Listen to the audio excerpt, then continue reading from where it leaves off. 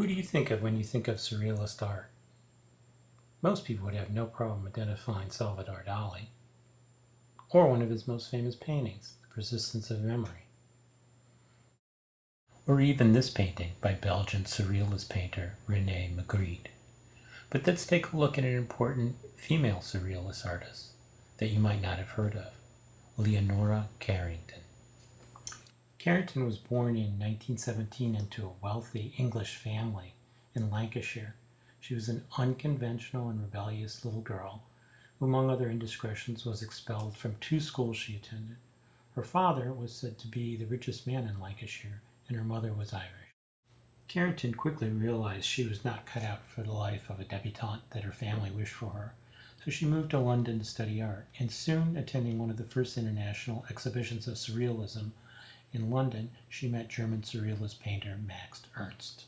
They soon fell in love, and although he was married, and she 23, and he 46, they soon set up living together in Paris. She was soon part of the extended group of artists that formed around the Central Surrealist group in Paris. For many reasons, they decided to leave Paris and move to the French countryside.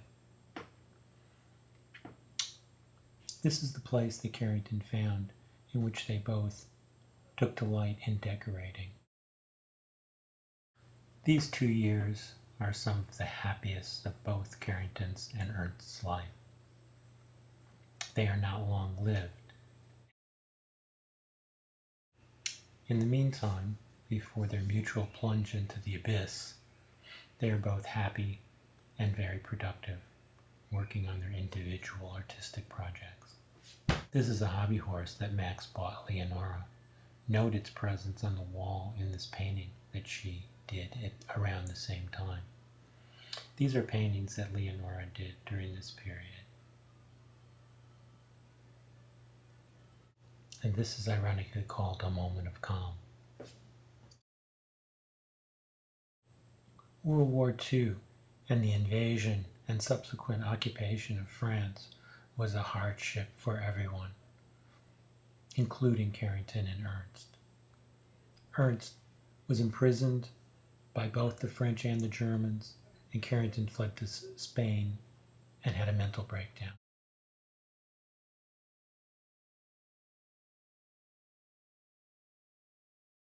This was by far the low point in Carrington's life. It was an awful experience, and she barely survives.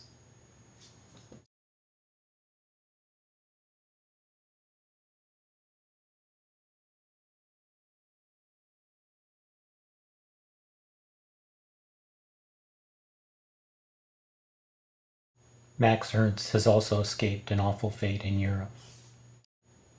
Ernst marries arts patron Peggy Guggenheim and escapes to New York.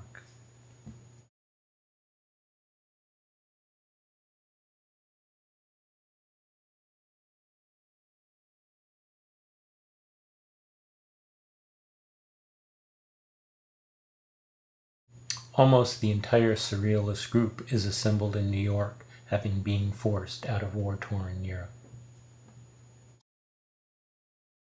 These are pictures of Carrington in her New York Greenwich Village apartment in 1941, shortly before leaving for Mexico.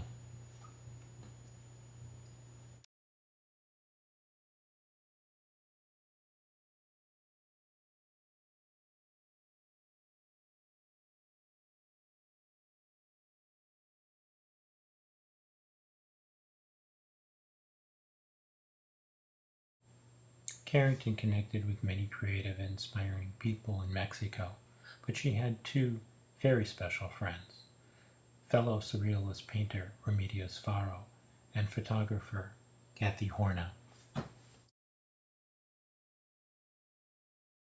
For the next 69 years, Carrington lived, worked, and played in Mexico City, except for a brief stint in New York for professional purposes. And although she often said that she planned to return to England, she never did.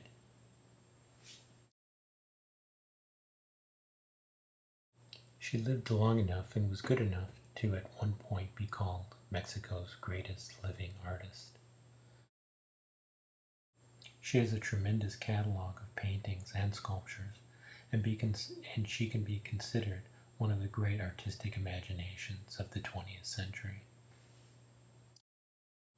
Carrington has truly shown us many faces during her long career, from her wild and vivacious youth to her wily and wan